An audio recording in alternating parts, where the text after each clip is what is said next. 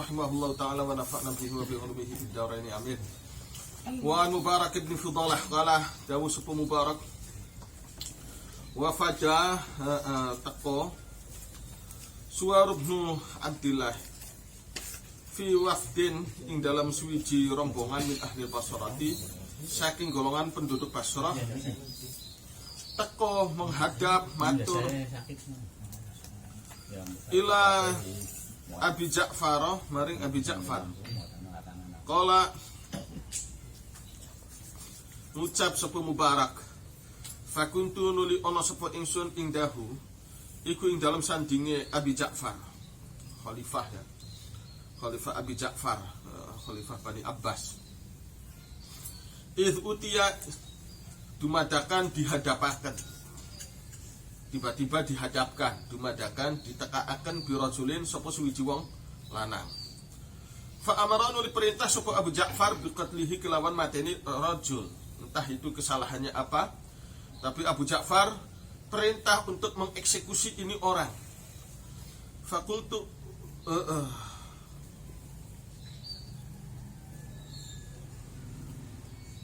fakultu ya, dudu fakola dudu ya. Fakultu nuli ngucap sapa ingsun yaktulu ana toh mateni rajulun sapa suwiji wong lanang minal muslimina saking pira-pira wong Islam. Wa ana hale utawi ingsun hadirun iku wong kang hadir. Apa seseorang itu membunuh, apa pantas seseorang itu membunuh di antara orang-orang Islam? Fakultu nuli ngucap sapa ingsun ya Amirul Mukminin ala uhaditsu ala iling-iling uhaditsu cerita sinten kula ka ing tuan haditsat ing suwiji hadis sami tukang krungu sapa kula hu ing hadis minal Hasani saking Imam Hasan al-Basri. Qala takon sapa Khalifah Abu Ja'far wa ma utawi apa huwa iku hadis, ceritanya gimana? Kultu ngucap sapa ingsun sami tu krungu sapa ingsun hu ing Al Hasan yaqulu halidahu sapa Hasan kula niku rumiyin dulu itu saya itu pernah ngaji, pernah mendengar Imam Hasan, beliau mengatakan idza kana ing dalam nalika ana yaumul qiyamati apa dina kiamat jama'a maka ngumpulaken Allah subhanahu Gusti Allah azza wa jalla. Allah ngumpulaken anasa ing menungso fi sa'idin ing dalam pelataran wahidin kang siji. Allah menghimpun semua umat manusia di satu pelataran. Haitsu yasma'u ing dalam sekirane krungu hum ing nas ada isapa wong kang ngundang-undang. Wa yang fuzulan tembus hum ing nas al-basaru apa pandangan mata. Wah, semuanya transparan, tidak ada yang bisa sembunyi. Nanti kelak manusia dikumpulkan di suatu padang, di suatu tempat luas, tidak ada yang bisa disembunyikan dari mereka. Fayakumu nuli ngadeg munadin sapa wong kang mengumumkan, wong kang gawe pengumuman. Fayunadi nuli undang-undang sapa munadin. Man utawi sapa wong elahu iku kaduwe man indallahi ing dalem ngarsane Gusti Allah yadun. Utawi jasa nikmat. Faliyakum maka becik ngadeg sapa man. Barang siapa yang memiliki jasa atas Gusti Allah, di sisi Gusti Allah, di sisi Gusti Allah, bukan Gusti Allah berhutang budi, bukan ya. Maksudnya ada orang berhutang budi kepada dia, hutang budinya disimpan oleh Gusti Allah. Falayakumu maka orang adeg sapa ilaman kecuali hanya wong afakang ngapura sapa man. Jadi manusia yang dimaafkan itu sama dengan dia berhutang budi. Orang yang bersalah lantas kemudian dimaafkan itu adalah orang-orang yang berhutang budi. Dan itu disimpan oleh Gusti Allah. Balasannya kapan? Ya, dia berhutang budi karena harusnya dia itu mendapat hukuman, tapi karena dimaafkan maka lolos dari hukuman. Nah, orang yang membebaskan hukumannya itulah mendapatkan suatu prestasi. Iya kan? Orang misalkan membunuh dimaafkan oleh keluarga korban, itu kan berarti dia berhutang nyawa. harusnya mati tapi tidak dihukum mati. Berhutang nyawa. Kalau sudah berhutang nyawa, dia nikmat-nikmat apa kesenangan hidupnya masih dilakukan, masih bisa nikmat makan, minum, bernafas, itu juga merupakan hutang juga. Faqala nuli ngucap sapa Abu Ja'far, Khalifah Abu Ja'far, wallahi demi Allah laqad samita, yaktine teman-teman krungu sapa sira ing ucapan hadis minal Hasani saking Kiai Hasan. Sungguh kamu mendengar keterangan itu dari Imam Hasan Al-Basri? Benarkah dulu kamu ngaji begitu keterangannya, keterangan dari Imam Hasan? Fakultu nuli jawab sapa ingsun, wallahi demi Allah la sami'tu yaktine krungu sapa ingsun hu ing hadis minhu saking Imam Hasan. Wah, itu suatu ulama besar, Imam Hasan Al-Basri, muridnya Sayyidina Ali. Jadi ini nggak tanggung-tanggung, saya dulu ngajinya kepada Kiai Sepuh. Dianggapnya saya gimana sih? Dianggapnya saya dapat dari Google keterangan kitab ini. Bukan dari Google, bukan dari YouTube, bukan dari mana-mana. Saya datang ngaji sendiri dulu sama Imam Hasan Al-Basri. Jadi artinya berguru itu adalah suatu prestasi sendiri. Sampai sampai Khalifah Abu Ja'far itu sampai merasa perlu meyakinkan dia. Apa betul kamu ngaji? Ya betul lah tentu, kata dia. Wallahi la sami'tuhu min. Jangan disepelekan. Maka nilainya orang ngaji secara langsung itu tetap aja beda daripada orang yang belajar secara tidak langsung. Ya sudah, kalau kamu betul-betul ngaji, wah, yaitu nggak bisa diingkari. Kalau gitu ilmu dari kamu itu adalah sahih, ilmu dari Anda itu adalah sahih, muttasilur riwayat, riwayatnya muttasil, dan nilainya tetap istimewa dan harus diterima, tidak boleh ditolak penjelasan dari Anda. Faqala nuli jawab sapa Abu Ja'far, khalaina muculaken sapa ingsun anhu saking rajul. Sudah, orang yang saya inginkan untuk dihukum mati sudah, bebaskan saja. Wa qala ngucap Muawiyah tu sapa Muawiyah, alaikum takuna ala sira kabeh, netepano sira kabeh, netepono sapa sira kabeh bil hilmi kelawan sikap kalem, wal ihtimali lan menahan diri, tahan diri, jangan melampiaskan amarah.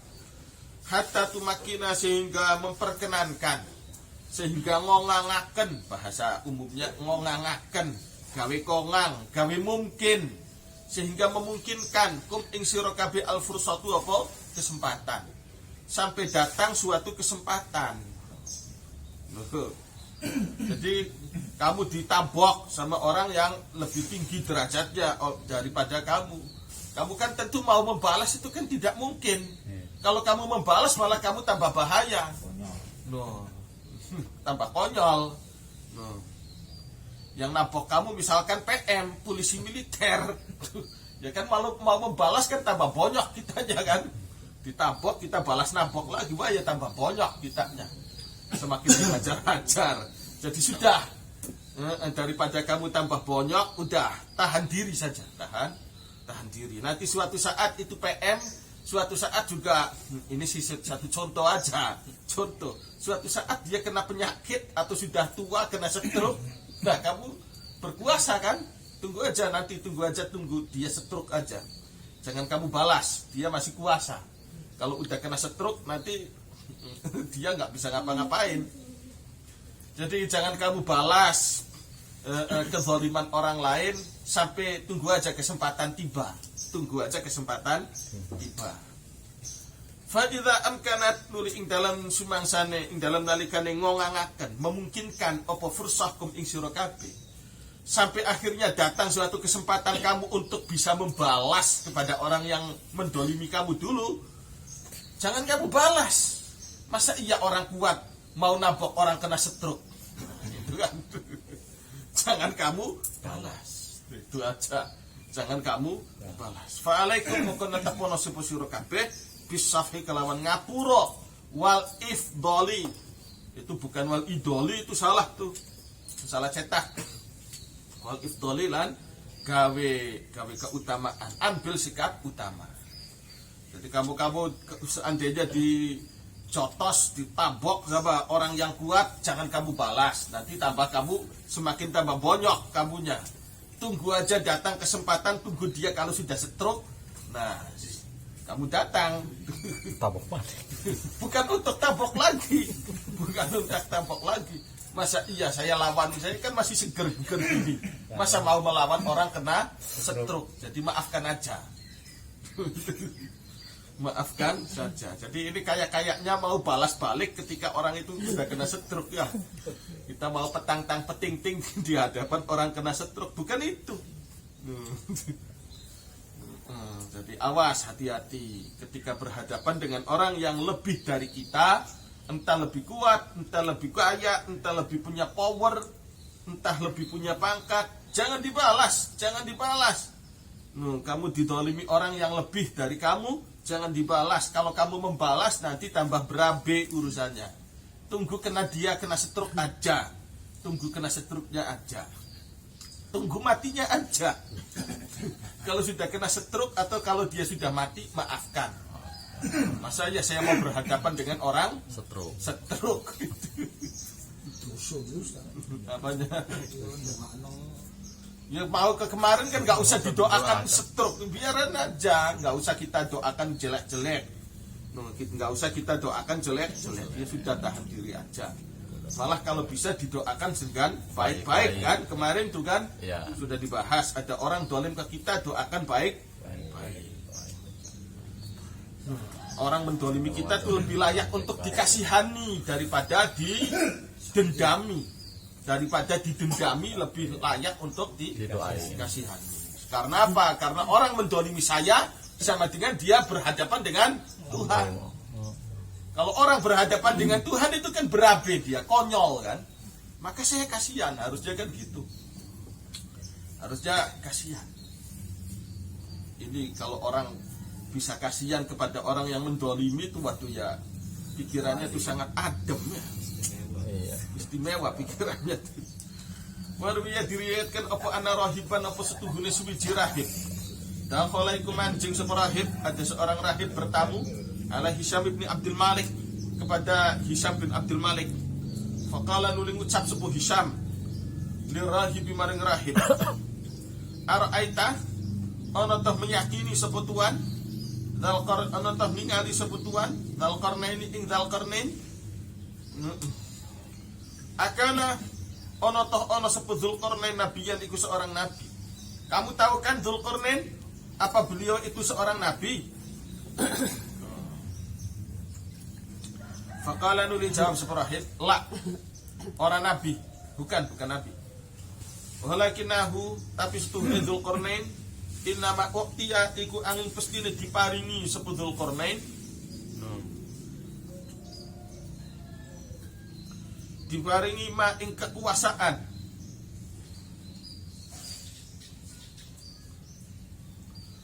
Kekuasaan utia kang diparingi sapa Dzulqarnain, menguasai timur dan barat ya. Raja Dzulqarnain ini. Kenapa bisa kuasa kayak begitu? Bi arba'i khisalin kelawan papat piro-piro sifat. Kunna kang ono apa arba'u khisalin fihi iku ing dalam Dzulqarnain. Karena ono sepuluh Dzulqarnain idza qadara iku ing dalam nalika kuasa sepuluh Dzulqarnain berkuasa untuk membalas afa moko ngapura sepuluh Dzulqarnain. Masa iya saya nampok anak kecil? Masa iya saya nampok anak stroke? Orang stroke nggak level, bukan levelnya saya, bukan levelnya saya. Itu ada orang udah tua renta, tinggal mati-matinya aja mendolimi saya, ya udah nggak usah dibalas.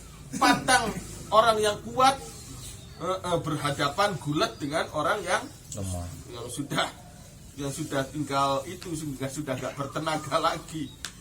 Pantang bagi saya. Udahlah saya maafkan aja. Orang dewasa mau meladenin anak bocah kan nggak usah diladenin. Iya, jadi dia itu berarti orang memaafkan itu sama dengan dia menghargai diri sendiri. Dia menghargai diri sendiri. menghargai diri sendiri. Pantang bagi saya masih muda menghadapi orang kena stroke, nabok orang kena stroke, nggak mau saya, nggak mau. Menghargai diri sendiri, memaafkan, padahal dia mampu. Maaf.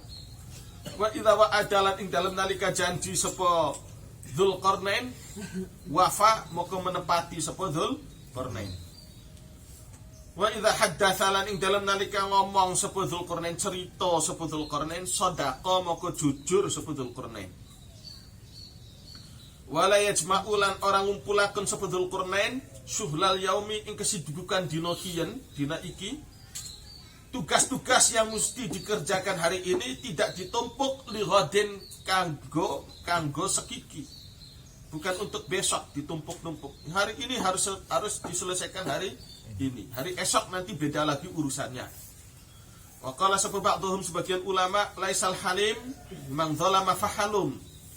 Laisa ora ono al halimu sapa wong kang bijak, wong kang kalem, wong kang bijak, man iku wong zulima kang dizalimi sapa man, fahaluma nuli kalem sapa man, hatta idza qadar intaqam, hatta idza qadar sehingga ing dalem nalika kuasa sapa man, intaqam maka balas dendam sapa man. Karakter halim itu bukan begitu. Al halim bukanlah orang yang ketika dizalimi tidak membalas, tapi ketika dia berkuasa, wah, tinggal dendamnya saja. Jadi al-halim itu orang yang ketika berkuasa tidak melampiaskan dendamnya, tidak membalaskan sakit hatinya. Sudah. Pantang bagi saya lagi berkuasa memukul orang yang lagi ngelentruk tidak berkuasa. Pantang bagi saya, itu namanya al-halim. Walakinil halim mang zulima fahalum hatta idza qadar afa. Walakinil halimu tapi utawi wong kang bijak, man iku wong zulima kang dizalimi sapa man, fahalum manuli kalem sapa man, tunggu saja, tidak kerasa kerusuh.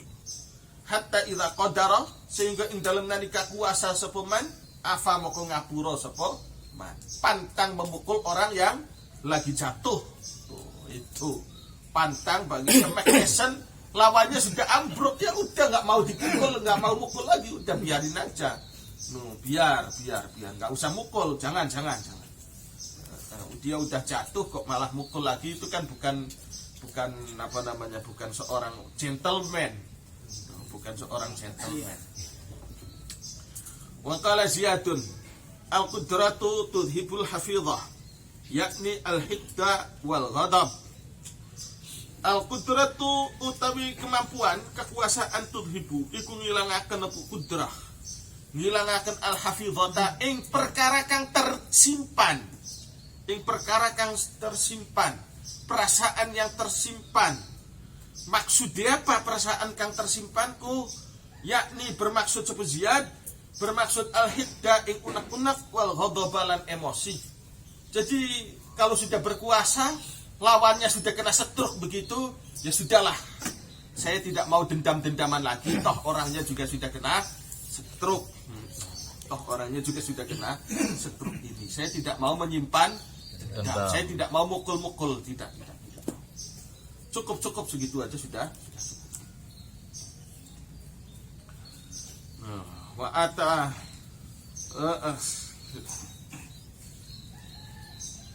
Wa utiyalan ditekaaken Hisyamun sapa Hisyam bi rajulin kelawan suwiji wong lanang balagha kang teka hu ing Hisyam anhu saking rajul amrun apa suwiji urusan.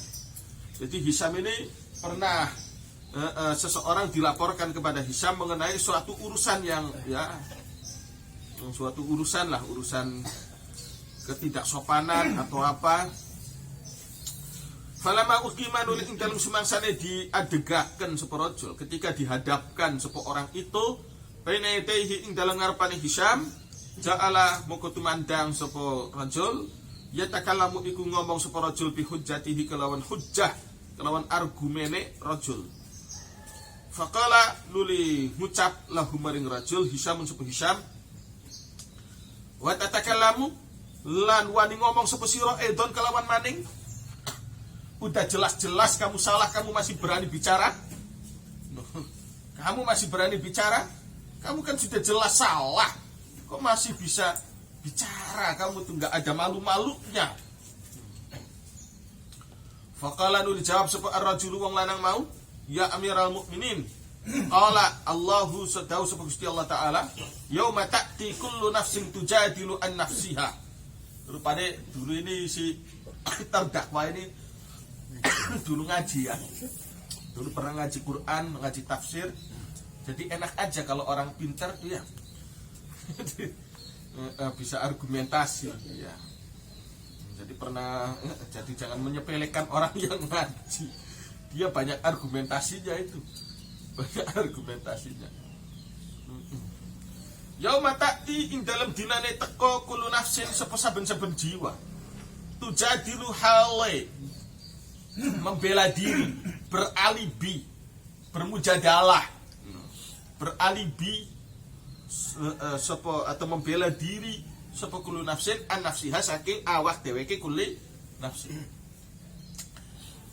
Hari kiamat, alam akhirat adalah suatu masa di mana setiap orang beralibi membela dirinya.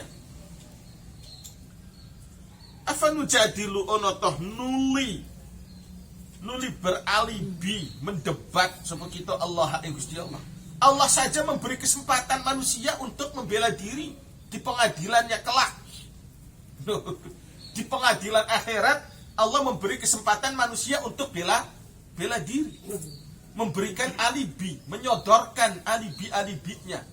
Kenapa kamu berbuat begitu? Kenapa kamu begitu? Silahkan ada argumentasinya. Kenapa kamu memilih sikap begitu? Itu ada argumentasinya. Dikasih kesempatan untuk menyatakan pendapat. Itu Gusti Allah. Padahal maha kuasa. Lebih kuasa daripada Anda. Wala natakallamu. Hale ora bisa ngomong, ora kena ngomong sapa kula baina yadaika ing dalem ngarepane Tuhan kalaman ing satu omongan. Padahal Gusti Allah lebih kuasa dari Anda, tapi Allah memberi kesempatan saya untuk beralibi, menyampaikan pendapat, menyampaikan alasan-alasan, menyampaikan argumentasi. Anda itu di bawahnya Gusti Allah jauh, tapi kok Anda kayaknya melebihi Gusti Allah. Sampai-sampai saya tidak boleh ngomong. Waduh, wah ini langsung tercengang kan khalifahnya ini. Kala ngucap Hisyamun sepo Hisyam. Kala iya, wai hak celakalah kamu. Lamun bahasa kita waduh ya kirik. Lamun bahasa orang sini kirik sirih kebisaan teman. Ya bahasa mungkin. Ya wis lah. Tak kalah ngomong sepo siro. Ya mau gimana lagi, khalifah gak bisa bicara kan? Di debat kayak begitu. Gusti Allah Gusti Allah saja memberikan kesempatan terdakwa untuk ngomong, untuk bicara. Anda itu kekuasaan baru gak seberapa, sampai-sampai terdakwa tidak boleh bicara. Gimana Anda ini? Iya. Tuh bedanya khalifah dulu ya. Khalifah dulu itu mereka ya namanya kenakalan itu biasa. Khalifah dulu itu biasa. Yang nakal, yang soleh banyak, yang nakal pun banyak. Yang nakal kayak Yazid di situ digambarkan suka mabuk. Khalifah tuh Khalifah Bani Umayyah ini terkenal suka ini kegiatan sehari-harinya tuh maksiat aja. Minum arak, berburu, main manuk kelepekan gitu kan, bermain burung, kegiatannya gitu-gitu aja. Tapi kalau sudah berhadapan dengan ilmu, khalifah Bani Umayyah ini sudah, dia menghargai sekali. Dia sangat menghargai. Bani Umayyah itu yang benar itu ya mungkin Umar bin Abdul Aziz ya. Selain itu ya rata-rata nggak benar khalifah itu. Bani Abbas pun begitu, suka foya-foya. Tapi kalau sudah berhadapan dengan ilmu, mereka melentruk di golongannya khalifah. Mereka sangat menghargai keilmuan. raja-raja dulu tuh, raja-raja, khalifah-khalifah Islam dulu, memang yang tukang maksiat ya maksiat, yang tukang pesta pora ya senengannya pesta pora. Tapi kalau sudah berhadapan dengan ilmu, mereka tunduk. Nah kalau sekarang kan enggak. Ilmu itu kan enggak dihargai. Banyak orang yang punya duit sedikit aja merasa lebih di atas orang berilmu. Kalau orang dulu raja tuh sampai nyium tangan kepada orang berilmu tuh sampai segitunya. Kalau sekarang kan tidak. Nih perbedaannya gitu. Kenapa umat Islam secara keilmuan maju pada masa lalu, padahal khalifah-khalifahnya itu senangnya boros, hobinya berboros-boros, berpesta-pesta, berfoya-foya. Ya karena untuk ilmu tuh mereka masih penghargai, masih hormat. Kalau sudah nggak ada kehormatan untuk ilmu ya sudah, habis, ilmu tidak bakal maju. Ilmu tidak bakal maju kalau tidak ada penghargaan buat ilmu. Kalau ilmu tidak lagi dihargai sudah mati saja. Jadi kalau ada orang merasa di atas orang berilmu, silahkan aja. Seanak putuwe angel duwe keturunan wong alim. Seanak putuwe. Kok sampai ada orang sengit kepada orang berilmu? Ya sudah, tinggal lihat aja anak cucunya ada enggak yang alim. Nggak bakalan ada sudah. Nggak bakalan ada. Orang kok meremehkan ilmu. Orang kok sampai meremehkan ilmu. Cuma gitu-gitu doang. Tinggal tonton aja anak cucunya. Ada nggak yang alim nantinya? Sudah nggak akan ada. Sudah. Wanita ngomong begitu, ya sudah begitu aja aturannya. Aturannya sudah begitu. Ini khalifah-khalifah Bani Umayyah tuh. Orangnya boros-boros, sukanya pesta pora, sangat hargai kepada ilmu. Tidak heran kemudian di akhir Bani Umayyah itu ada seorang khalifah yang sangat alim, Umar bin Abdul Aziz. Iya kan? Khalifah Umar bin Abdul Aziz ini padahal keluarga besarnya waktu Umar bin Abdul Aziz. Cuma mereka tuh seboros-borosnya, senakal-nakalnya khalifah-khalifah Bani Umayyah, mereka masih cinta kepada ilmu, masih hormat kepada ilmu. Sehingga muncul kelak nanti di antara khalifah Bani Umayyah ada seorang khalifah namanya Umar bin Abdul Aziz. Orangnya alim, zuhud. Waruya diriwayatkan apa anasariqan apa suwijine seorang maling, suwijine maling. Dakhala iku mancing sapa Sariq khoba'a Ammar bin Yasirin ing kemahnya Ammar bin Yasir. Bisifina ing dalam wilayah Siffin. Faqila nuli diaturaken lahu maring Ammar iqta nugelo tuanhu ing Sariq. Jadi pencuri ini tertangkap basah, dia lagi mencuri harta dari kemahnya Ammar bin Yasir. Ada yang mengajukan dipotong tangan saja. Fa innahu karena setuhni Sariq min a'daina, iku setengah saking musuh-musuh kita. Ammar bin Yasir ini ketika konflik antara Sayyidina Ali dengan Muawiyah itu berada pada pihaknya Sayyidina Ali.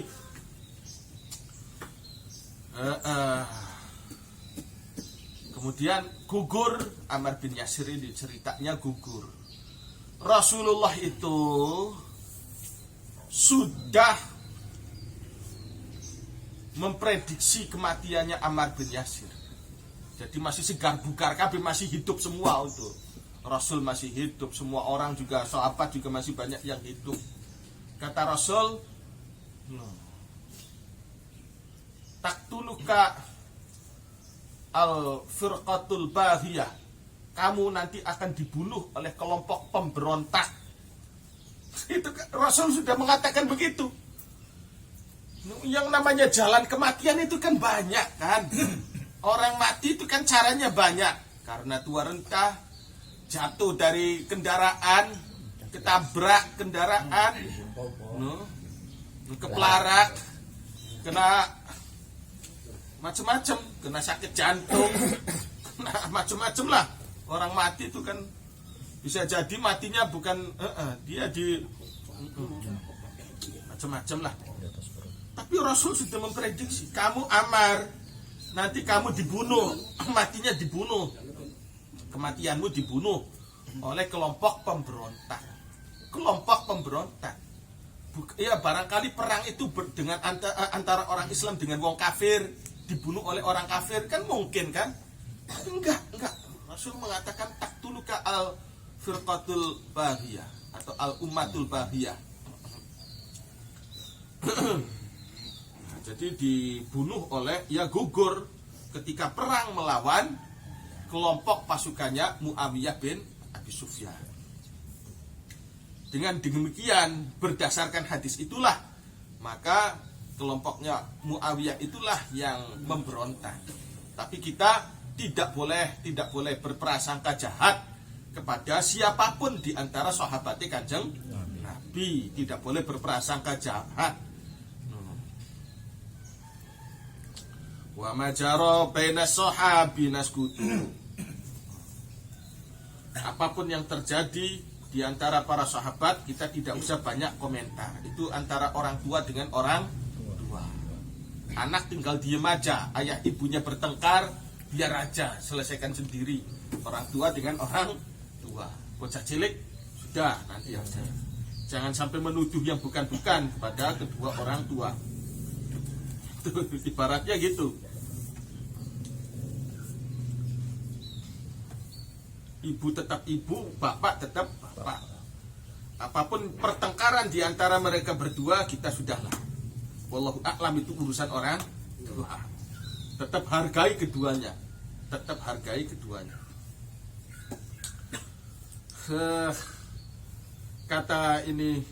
Kata orang ini, potong aja tuh pencuri, dia dari golongan pasukannya Muawiyah tuh. Potong aja, mumpung dia juga melakukan kesalahan mencuri dan kebetulan dia termasuk musuh kita, potong aja. Faqala nuli jawab sapa Ammar, bal asturu, balik nutupi supaya ingsun alaihi ing atase sahani. Sudah. Jangan berlebihan. Itu kan haknya saya. Yang dirugikan itu kan saya.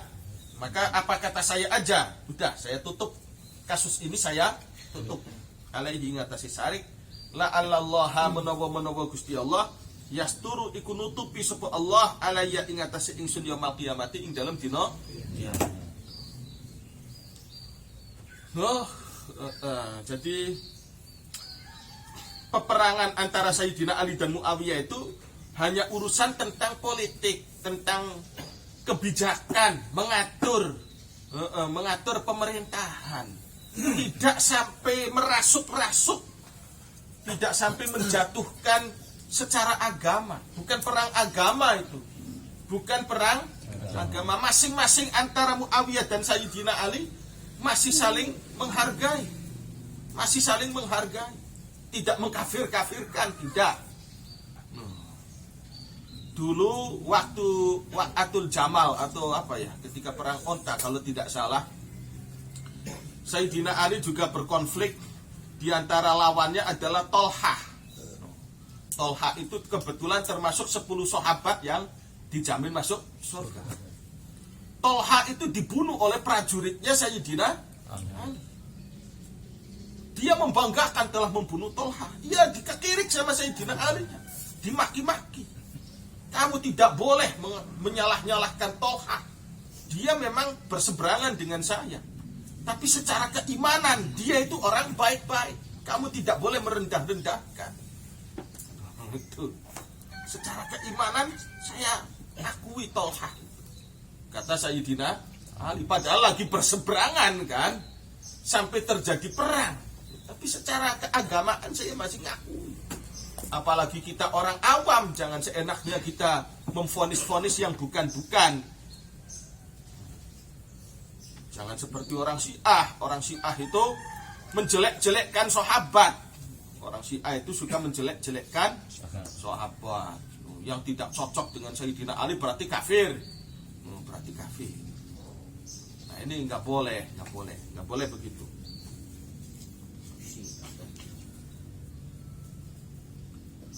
Jadi pertentangan Sayyidina Ali dengan Muawiyah itu persoalannya adalah masalah kebijakan, bukan masalah agama.